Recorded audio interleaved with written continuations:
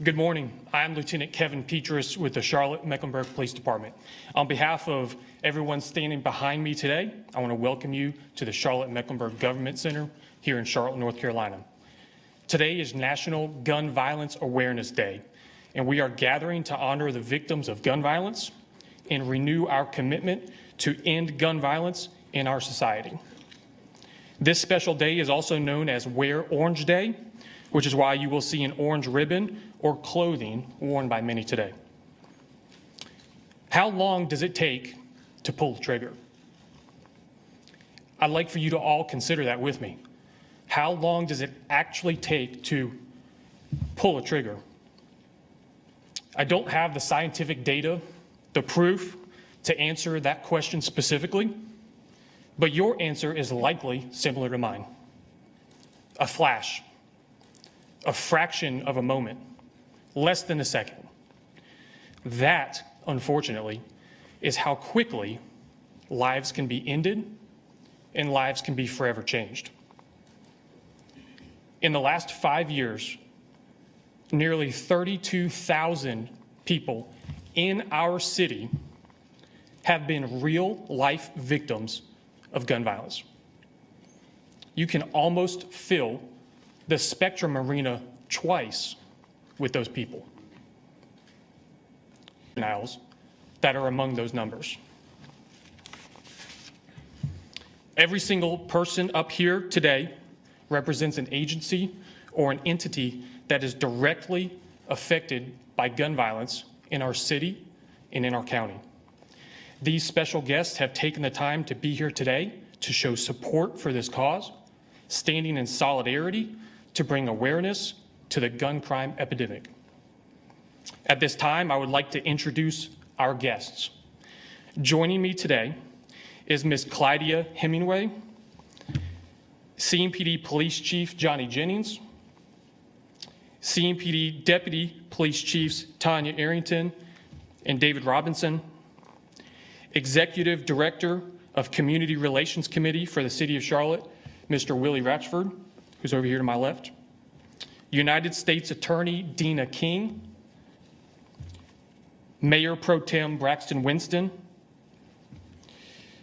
Mecklenburg County District Attorney Spencer Merriweather, who's here to my right behind me, and following him, Mecklenburg County Manager Dina Diorio, Medic Deputy Director Jonathan Studnick, Charlotte Fire Department Battalion Chief Bobby Cash, Charlotte-Mecklenburg School System Police Chief Lisa Mangum, Charlotte-Mecklenburg School System Chief Operations Officer Brian Schultz, Bureau of Alcohol, Tobacco, Firearms, and Explosives Special Agent Kamani Howell, and Mecklenburg County Sheriff's Office Major C.D. Youngblood.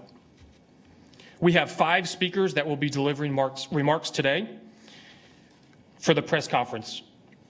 The speaking guests will be available for questions at the end of the press conference.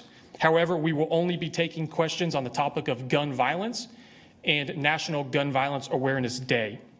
Please hold your questions until the end, after all speakers have completed their remarks.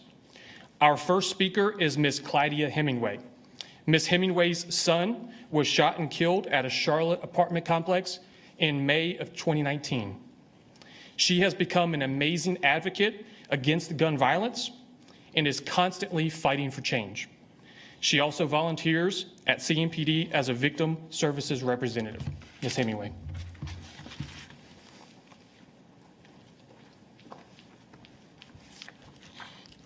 Good morning. Thank you for this opportunity. And I always have to start, I want to thank CMPD for, first of all, working so hard to catch the criminals, the murderers who have ruined our lives. I thank the DA's office for working so hard to get these murderers who's ruined our lives prosecuted. You know, when things that goes on in the court, we have to remember it's the criminals who are causing the backlogs. It's the criminals who are causing the difficulties in the neighborhoods. It's not the police department. It's not the DA's office. It's the criminals. It's very important that we get them under control. That's how you control gun violence. You get rid of the ones that are pulling the triggers in our lives. My son, Donquavius, there was a shooting at UNCC, April the 30th, 2019. My son, he had enrolled in the college. He also played rugby, so he was very acquainted with a lot of the students there. He co-hosted the visual for one of the kids and, went across the street. Words were exchanged, and, he wanted to walk away from it. He kept statistics of gun violence. He wasn't a part of it. He did not have a gun. He did not want to entertain the situation. And I say all of that after this happened with Donquavius, as I read my Bible to heal, to grow, I read a lot as they talk about the widow. When you lose a spouse, you're a widow. A child that don't have a parent, they're called an orphan. Now that I've lost a child, or my child has been taken from me, who am I? What do you call me? When I can't see those beautiful eyes anymore. I can't see him run across that football field. Took me almost 2 years to watch sports again. I have 4 of the siblings. They're hurting. I grieve him. I grieve for my children because they have the flu. You can take them to the doctor. You can get them healed. I don't know what to do about them losing their brother. I don't know what to do about me losing my son, except fight. I'm in Raleigh constantly because I've had to go in front of a judge 2 times to explain why this person should not be on bond. That shouldn't even be. The fact that they committed a crime lets you know that they're a danger to society. They have constitutional rights as well. And consequently, the very first one is the very first section of the North Carolina Institution. It's inalienable. We have the right to life and enjoy the fruits of our labor. Donquavius, he was so loving, he was so loyal, he was giving. He was first talks of Union County Rugby and Charlotte Rugby Club. He had dreams. It's not fair to say everybody dies. It was just his time. No, it wasn't, because when I carried my son, God showed me who he would be, and it definitely wasn't to be a 22-year-old dead. He'd only been 22 for 8 days. 8 days. He would have been 26 years old. He often, he wanted to blend the gaps within the community to help create better people and his peers. Union County, he was served the sheriff department Easter dinners, and we continued it on to today. We've also served Mecklenburg County as well. A kind person like him, there's no way that God was ready to take him, not in the world that we live today. I'm told of a house is on fire. He ran into the house to get the child. I go to Starbucks. A young lady said, "Can I tell you what your son did for me?" She spoke on how she was at a graduation party and she was being bullied and harassed. He stood with her the entire time, drove her home, and he caught an Uber home. He's not a person that should have been taken away from here. Gun violence, we've got to make it to the point of bipartisanism to where it's human violence. This is humanity. Too many lives are being taken at the hands of someone pulling a trigger senselessly. Taking babies. Can you imagine a baby taking the weight of a bullet? Donquavius, 22, just in his 20s, and he's gone from me. Career choice, I was a nurse. It's not me anymore. I still love and I care for people, but I deal with a little bit of PTSD now. I can't concentrate. I can't focus. Younger son, 19, he was a great athlete as well. I call it the Michael Jordan syndrome. You know, after Michael Jordan's father died, he didn't no longer play basketball. Same thing happened with my son. He's messed up so many lives, so many lives. You don't, after the funeral, it's not over. You have to work on yourself daily. It's not over. And it's definitely not over for me. As I sit in CMPD and I joined the support group, I met other families, and we're going through this together. So I will fight. I will join Chief Jennings, our district attorney. We're in Raleigh. They're listening. We're speaking about the movement I started 2019, no bonds for murders, no bail, stay in jail.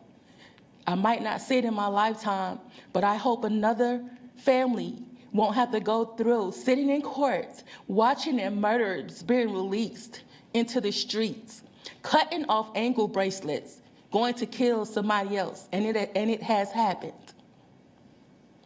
So I stand here in my son's loving, caring spirit in the fight to end gun violence and the fight to save humanity. Thank you.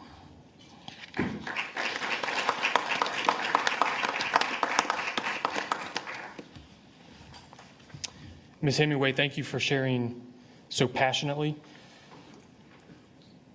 about your son.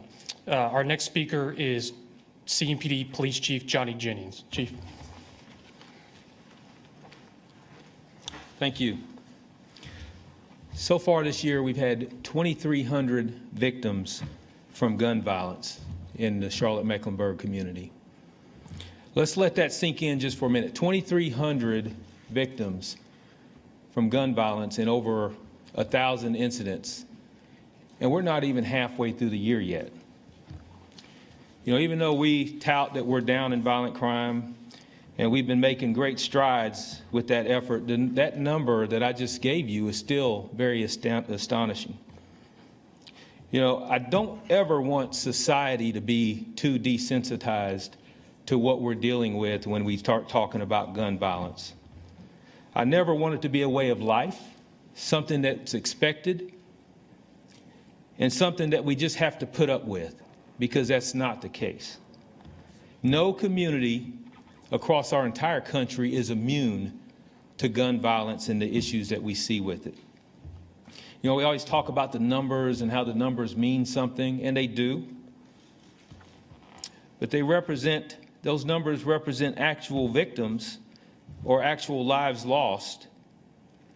But you just heard from Ms. Hemingway, the mother of a young man who was tragically killed in our city, that his life mattered and his life counted. But I also suggest something else to you. You know, as we gather here today on National Gun Violence Awareness Day, when we say that we've had 2,300 victims of gun violence this year, or even when Lieutenant Peacher spoke of the 31,000 victims over the last 5 years, that way of thinking can be a little too simplistic. You know, we're missing the full picture, and we need to reshape how we're thinking when we start looking at the victims of gun violence. The true number of victims can't be counted. It's immeasurable. Ms. Hemingway is a victim. She's a victim of her son's murder. She bears that incredible weight, as you just heard her talk, of having lost a son. Children, parents, siblings, friends, co-workers, they're all affected when gun violence occurs. Police officers, detectives, telecommunicators, crime scene technicians, anyone who assists in these violent events, they're also impacted. The whole community loses a sense of safety and security. Our children suffer, entire neighborhoods suffer from the fear of feeling unsafe. All of these victims are collateral damage, and they're often unheard or unseen. And how often do we really consider the young student who notices an empty desk that was once occupied by a classmate who's gone. The employee whose coworker didn't show up for work that day because of gun violence. The emergency room staff who tended to the gunshot wounds, who tend to them on a daily basis. We don't usually consider these people as victims, but they really are. There is no one who is unaffected by the public health crisis that is gun violence. A victim comes with every pull of the trigger in our city. Let me say that again. A victim comes with every pull of the trigger within our city. We cannot overlook that gun violence affects the mental and emotional health as well as overall wellness of every person in our city because it is trauma. As a father of 3 sons, I'm living in the same reality as each and every person and every parent in our society. Is my child safe going to the movies, going to school, going to the mall? So what is the solution? We need to renew our efforts to prevent violence in our city. We need strong families and strong conflict resolution. We need to teach our children to respect each other, and we need to model that behavior. We need responsible gun ownership, going to any lengths to keep our firearms safe. We need accountability for offenders who victimize others in our community. And I want to speak to every Charlottean and say that we can do better, and we have to do better together. This is not a police issue. Let's go back to neighbors looking out for neighbors, and let's take care of each other. This is a call to every person watching and listening to let you know that this problem is a shared problem and deserves a shared solution. Behind me stands a team of dedicated professionals who are tasked with making our community a safe place to live, work, and play. We stand united in our solidarity against criminal gun violence. This is a worthy cause. It is an effort that should receive our undivided attention and investment. Preventing continued victimization in our community for our community is what we owe each other. Thank you.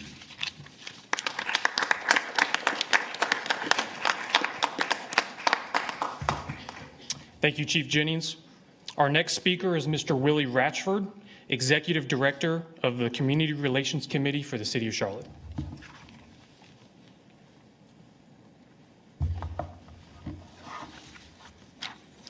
Before I share my comments, to Ms. Hemingway, I don't know if you're still in here, but I want to thank you for your grace.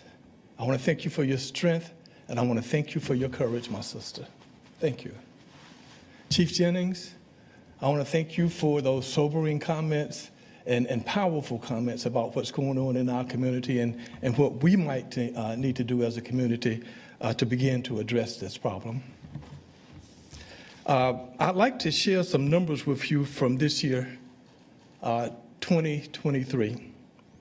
It's easy to listen to statistics, but when you start to pair numbers and circumstances with actual names and faces, then those statistics become personal and they become staggering. Each of these numbers is a community member with loved ones who are left with a hole in their lives and a hole in their hearts. These losses don't happen in a vacuum. They leave behind a ripple effect impacting the very fabric of the community that we are. There have been 27 lives cut short by gun violence in Charlotte this year, and 3 of those have been children. Speaking of children, we're starting to become numb to what was once unthinkable. A child using a firearm to hurt another person and to hurt adults. This past week, a 14-year-old was arrested and charged with shooting and killing a 21-year-old last fall. 14 years old. 14. This past month, we saw a 12-year-old charged with holding a woman up at gunpoint with his 6-year-old brother as a witness. We can't let this become the norm. We can't ignore this. This has to stop. This has to stop. When situations like this happen in our community, we all look around and we wonder, well, who's going to stop it? Everybody in this room needs to stop it. Everybody in this city needs to stop it. Everybody in this county needs to stop it. It's our job. This year, there have been 426 juvenile victims of firearm-related crimes and 90 juvenile suspects. Guns are making an impact on Charlotte-Mecklenburg's youngest and most vulnerable citizens, whether they are being used against them or they are ending up in the hands of these young people. We have to ask ourselves, why is this acceptable? Why are we allowing this to happen? And it's not all on the police. It's on all of us who have young children and want safe neighborhoods for them to live and play. This is not a race problem. It is not an ethnicity problem. It is not a poor problem. It's not a rich problem. It is not a geographical problem. It's not even a police problem. This is a Charlotte-Mecklenburg problem. This is a Charlotte-Mecklenburg problem. It is our burden to bear, all of us. Many of us may think that we don't have any personal responsibility for the crisis in which we find ourselves. Well, I would beg to differ. While you may not have any personal responsibility for what's happening, we each have a personal responsibility to work together to fix it. If not us, then who? We need to fix this. These are our children, they are mine, and they are yours. So let us work together to protect and save their lives. These are our children. Thank you.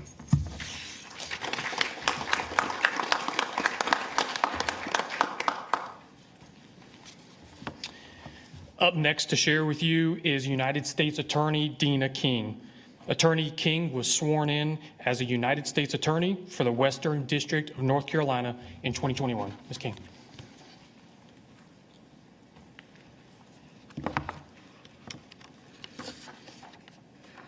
Thank you, Lieutenant Petrus, for the introduction, and thank you, Chief Jennings, for your leadership and for convening us today to address this incredibly important topic. Confronting gun-induced violence, reducing gun crime, and amplifying our violence prevention and intervention efforts continues to be an important priority for the Justice Department and for my office. It's also a priority for each of us. Whether we serve in law enforcement, first responders, city officials, or elected representatives, it is the fundamental reason as to why we do the work that we do. We have each made a professional and a personal commitment to ensure the health, well-being, and safety of those we serve. We are here because we believe that all of us, no matter where or who we are, deserve to feel safe in our homes and deserve to feel safe in our neighborhoods. We're here to reassure the community that violence is not inevitable or inescapable, and that together we will continue to do our part to hold accountable those that are responsible for causing the greatest violence in our communities. We are here to reiterate the importance of partnerships in confronting our shared challenges, and at the top of that list is gun violence. And we're here to reaffirm our shared commitment to keeping communities safe and upholding the rule of law. The majority of the hard work on violence reduction falls on our local law enforcement partners. Part of my office's role is to truly amplify local violence reduction efforts by using all of the federal tools and resources at our disposal to assist our local law enforcement to keep communities safe. Depending on the needs of our local partner agencies and the community, federal assistance comes in many forms. We've got federal violence reduction initiatives, such as Project Safe Neighborhoods, oftentimes referred to as PSN. We have partnerships with our state prosecutors, specifically Mr. Merriweather's office, including the Special Assistant U.S. Attorney program. The sharing of data and intelligence on criminal activity and implementing federal gun laws to disrupt gun trafficking organizations. We seize illegal firearms and identify the straw purchasers that are buying firearms on behalf of people that can't lawfully buy them. We prosecute repeat offenders who continue to violate federal firearm laws. And then we work to administer federal grants that support local initiatives and address the needs of our local law enforcement agencies. We're here standing shoulder to shoulder with our counterparts with renewed dedication to the well-being and the safety of our communities. Together, we are sending a united message that we will work hard to reduce and prevent gun violence through collaboration, partnership, cooperation, and commitment to our communities so that every person on every street in every neighborhood in the Charlotte-Mecklenburg area can feel protected. Thank you again, Chief Jennings, for your partnership, and I look forward to our continued work together in the days and months ahead.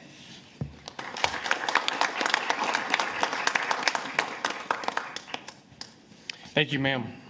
Our final speaker is Mr. Mayor Pro Tem for the City of Charlotte, Mr. Braxton Winston. Sir.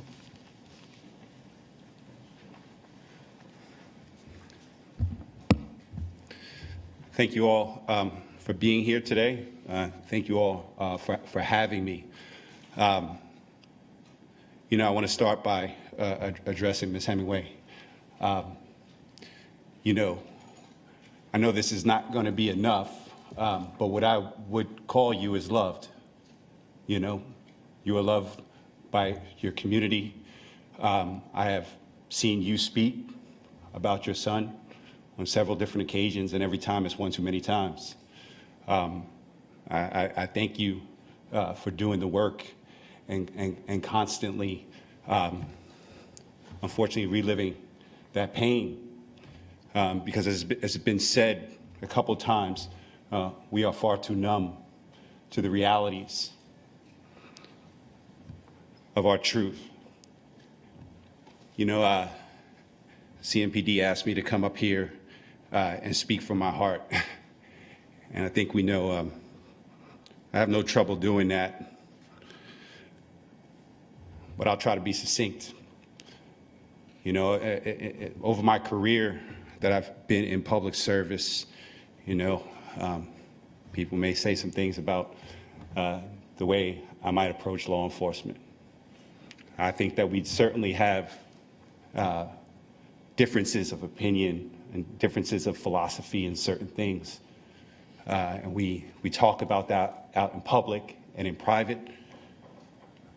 But Chief Jennings has asked, challenged me, and Chief Putney before that there are common ground things that we talk about in private and in public that we will work hand in hand, shoulder to shoulder about, and which is why I'm here. Gun violence in our community is not a law enforcement issue. Their job, these first responders, is to show up and clean everything up once the violence has occurred, once the suspicion of a crime has occurred. Reality is that it is the municipal government's job to ensure the safety of the public and to respond every time 911 is called. Majority of that time, probably 90% of the time at least, people are calling for help. Calling for help. So we have to be the first responders. But where's that secondary response? Every person up here runs into situations every day that they can see where it's going, right? They can see over time what is going to escalate. But where are we supposed to send people to get the mental health care that they need? Where are we supposed to send people to get the conflict resolution that we need? I was talking to one of the chiefs earlier, and they said, when people are in desperate situations, they do desperate things. Why is it easier to acquire a gun than it is to get the mental health care that they need? Why is it easier to acquire a gun than it is to get a job that is going to give you the living wage that is necessary to exist in this city? Why is it that my 6 or 7-year-old knows what to do in an active shooting situation? Why is it that I walk through the halls of our public schools and now I see trauma kits to deal with excessive bleeding? I know where I was in Sandy Hook. I'll never forget that. I was volunteering in my kids' elementary school at the book fair. It's one of the most helpless, sad feelings I've ever felt. That was like over 10 years ago. How many of these events have we gone through? As Mr. Ratchford said, this isn't an urban issue or a rural issue. I would challenge that this isn't even a Charlotte-Mecklenburg issue. This isn't just a North Carolina issue. This is an American issue. This is a culture issue. We have to treat each other better. We have to do something about these guns. CMPD stops people all the time, cars full of guns. That's not illegal. If a crime hasn't occurred, there's nothing they can do. We're one of the most incarcerated nations in the world. We are one of the most policed nations in the world. That has not stopped gun violence in any of our communities. So I stand here with all branches of law enforcement, with fire.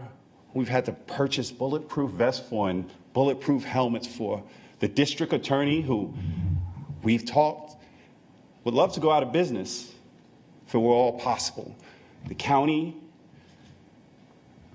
my colleagues on city councils, James Mitchell, our community members that are doing the work to try to create those secondary responses.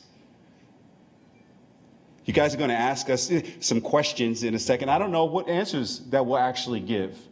Chief Jennings just said how many thousands victims of gun violence in our community already? It's too many to even fill the airwaves. You can't even report on it. So what else would you talk about? So I'm grateful to be here.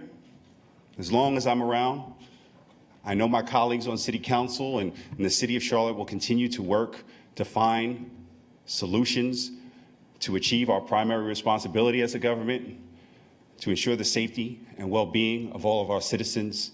But again, this is something that we're going to have to come together as Americans to change the culture, how we do what we do. Thank you again, Ms. Hemingway, for representing our community. And again, I just say, you are loved. Thank you.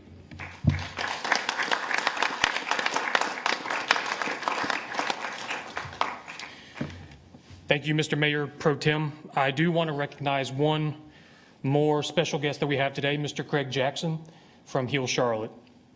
Thank you for being here with us. That concludes the prepared remarks from those on our speaker list for today. You have heard their passion and commitment for change in our city and beyond. You have also heard some statistics about gun crime in juveniles. While those statistics are indeed troubling, we do have hope. Part of that hope comes from these statistics. Violent crime is down in Charlotte. Year to date in 2023, the number of victims of gun crime is down 4% compared to the same period last year. Further, the number of victims of gun crime and the number of gun crime incidents have trended down each year since 2020. This is good, encouraging news, but we all agree that the work is just getting started. This is not the end, rather the beginning of a fundamental change in our community. We will now open it to questions. Again, this is a reminder that only the speaking guests will be taking questions and that the questions must remain on the topic of gun violence and the National Gun Violence Awareness Day. Before asking your question, we ask that you state your name, your media outlet affiliation, and identify who your question is for. Ma'am. Hi, I'm Tina Quizan. I'm an independent journalist. I first actually met Braxton when everybody was protesting. I was reporting that, and I'm so glad to see he stepped forward to do that. I feel like the one thing we don't talk about is the glamorization of gun use through TV, movies, streaming. Kids think it's so cool. They see all this on television about guns and crime and drugs, but we don't address that. No one talks about that. How do we compete with that? That's my question. Okay, the question is the glamorization of guns in our society. Ma'am, will you identify who your question's for of our speaking guests? Several who would like to answer. I'd like to hear different. How do we compete with that? Chief and Mr. Winston. We were arguing on who's going to answer that question, so he's supporting us here. So I see that as well. When you look at what we grew up, couldn't wait as kids to get up on Saturday mornings just to watch cartoons. And now the violence and everything you see, not just in TV shows and in the media, but also video games, things that just almost make it unreal for our young people today. So I don't know how to address it, but what I can tell you is I do think it does attribute to just some of the issues that we see with youth and violence, particularly gun violence. And we just have to be better parents, and we have to be a better community to make sure that we know that what they see on TV and what they play on video games is not reality. I agree, and I'll let Ms. Hemingway follow me. This is our decision. That's why I say culture. Culture is how you do what you do, and we have to demand something different. We do have a lot of power with our dollar, and if we stop consuming media and request something else, the market will respond.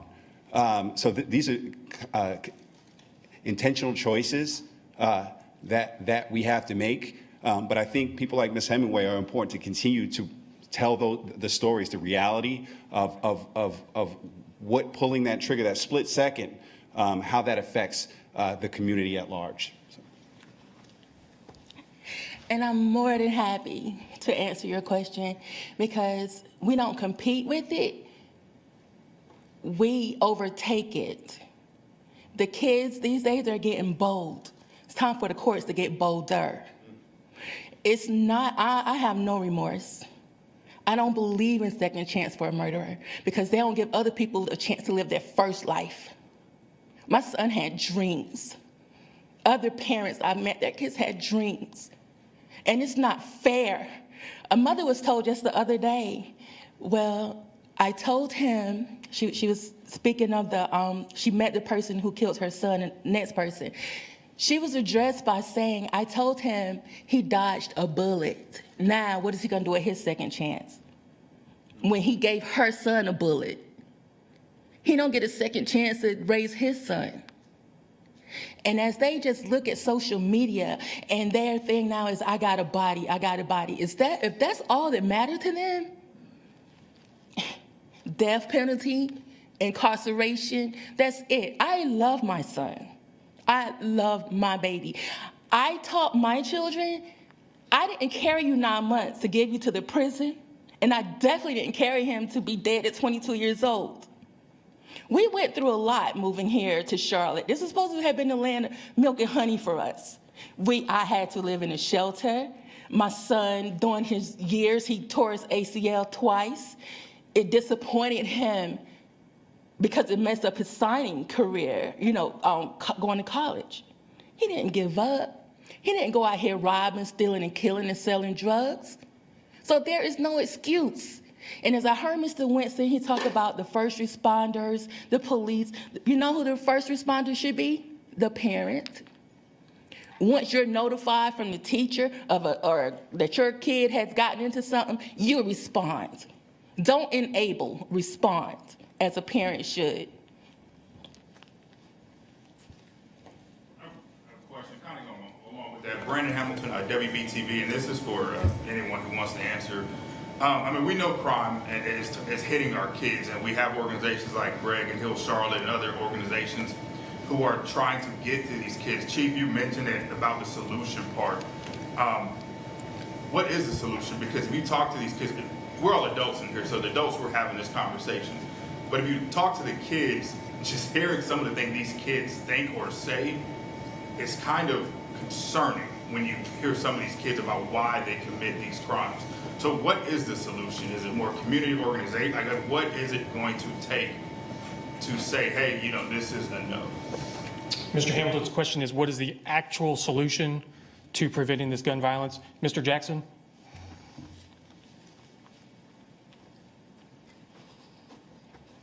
Peace and blessings, and God bless to everybody.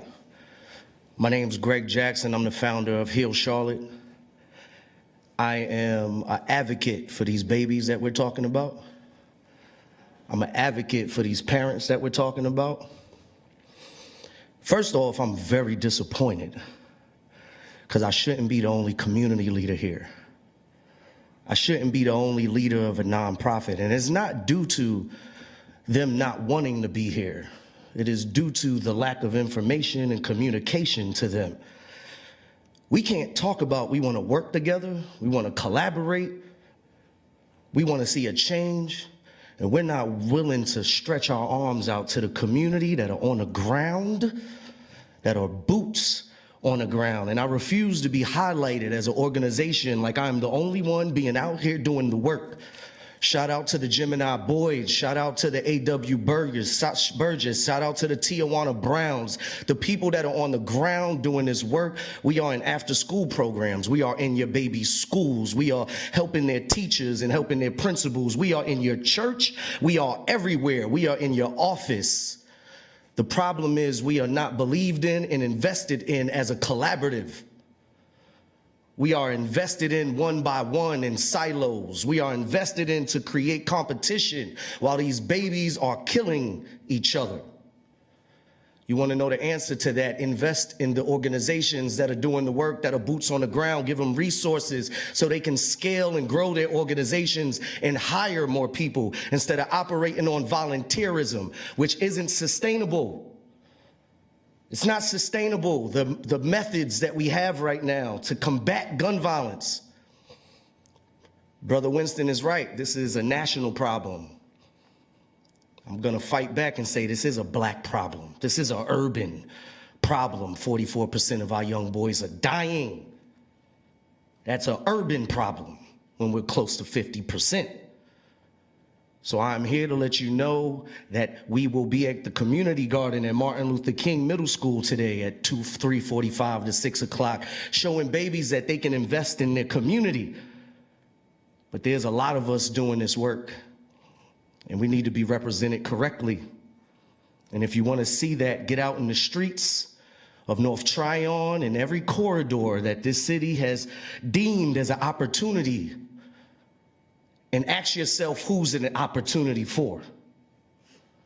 My name's Greg Jackson. I represent Heal Charlotte, but I also represent every nonprofit organization on the grassroots level that is doing this work.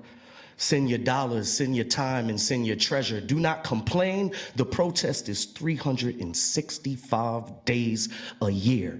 God bless you.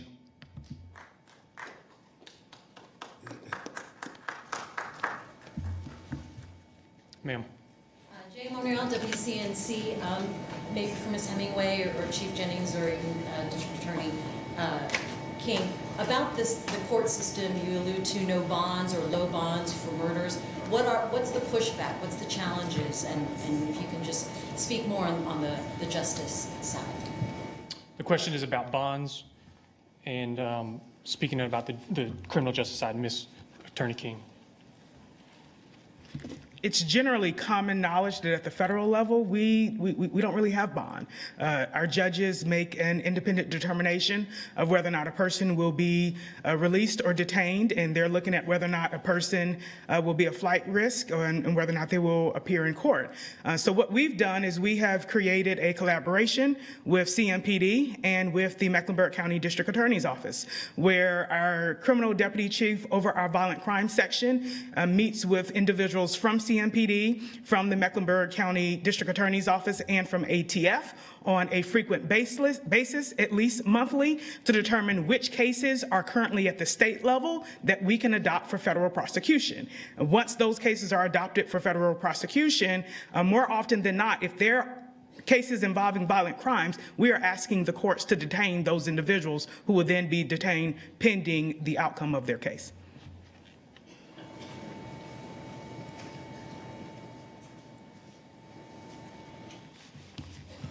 Any other questions? A question for Chief Jennings.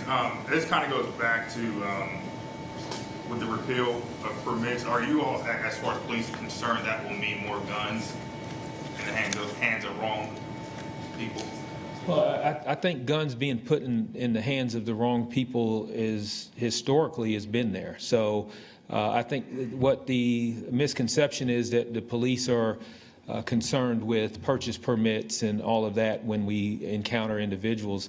That's not necessarily the case. As long as that firearm is possessed legally, you heard Mayor Pro Tem Winston say that we come across guns every single day. A lot of times they're not illegal and there's nothing that we can do. We've seized almost 1,400 firearms year to date. Think about how many, we have 1,700 officers approximately. And out of those 1,700 officers, we've seized almost 1,400 firearms from individuals. That's a huge number. I think there was a stat out there that there's, 2 firearms for every individual in the population, in our population in the United States. So their guns are out there, whether they have a permit, however they're purchased, if they're purchased from a relative or a business. My concern is the legality of the guns being legal and responsible gun ownership, and that they're not used in commission of crimes. So I think that's important. Did that answer your question, or did you have some? Oh, sure. A topic that I don't think it's talked about enough when it comes to gun violence is the pervasiveness of suicide, right? It's something that, again, it's not going to get covered in the media. It's not going to be something that shows up in our statistics. But again, the impact that has on families, the impact that has on communities, and again, the inability to get people the resources that they need that could prevent gun violence in its many forms is, again, something I think that we have to have a conversation about, because, again, those are guns that can be purchased legally. But what if there was a different path for a person to get the help that they need? Could that mute the effect of gun violence on our community as a whole? But I wanted to lift that up.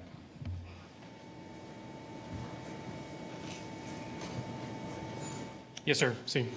How's everybody doing? My name is Avery Fawcett. I would like to say Greg is not the only nonprofit organization here today. I run a nonprofit called Hope for Humanity Incorporated, DBA Phoenix Physique, where we provide mental health and physical fitness for young men and women. I'm also on the Charlotte Community Relations Committee, so I know Brother Willie. I spoke with Braxton. I spoke with Chief Jennings as well. On August 8th, we talked about what could we do to actually help with gun violence. I came up with an idea. It's called Put the Guns Down, Pick Up the Weights. And this is something that I feel like all the young men and young women can get involved with here in the city of Charlotte. Somewhere down the line, I really feel like that, I think about it this way. When you were young, sir, when you were young, you looked in the mirror, flex your muscles. Mom, Dad, flex your muscles. Look at me, the six-pack. Somewhere down the line, these young men and women, they lost that confidence.